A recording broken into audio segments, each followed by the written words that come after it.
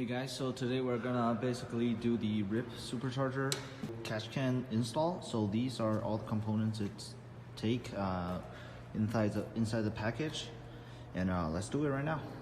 So the first step you want to do is to locate where you're gonna put your catch can. So according to the instruction, the location of the catch can is gonna be right over here. See that panel over here? So we're gonna use the bolt they provide and to hold up our catch can onto that spot. So okay guys, so this is how it should be looking when you install it correctly. Let me give you guys a light. Okay, so there you go. So you can see. But the only problem I find out when doing this step is you cannot actually install this perfectly flat, because it'll hit your the fender part of the car. So what I did is I tipped the oil catch can a little bit towards the left, so this way, so it will actually leave some room for the fender. For the hose installation, you need to take this, so basically this piece of the tube out first, and I suggest you take this part out. See, there's a hose clamp over there. You're gonna unscrew that clamp and take the hose out from this side.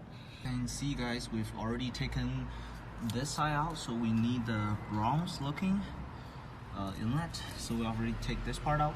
I've already loosened the end of the tube, so just do a couple tweaking around, and it should be out easily like that.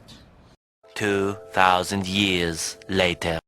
Guys, so we've now officially finished the installation of the Ripp supercharger oil catch can.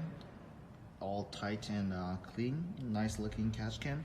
The only thing I'm gonna mention here is when you're tightening this hose clamp up, you can see, okay, this one, so the intake manifold one, which is the inlet one, the Ripp provided hose clamp does not fit at all. So basically what you need to do is just to replace the OEM one, the Ripp provided one with the OEM one. So when you taking out the tube, the plastic tube on the original setup, there will be a hose clamp on that one. So just take that one out and put it on. Everything's gonna fit that way. Always double check you can reach all the hose clamp just for future use. And the inlet goes to let's see. Okay, so inlet goes to valve cover. Let's check.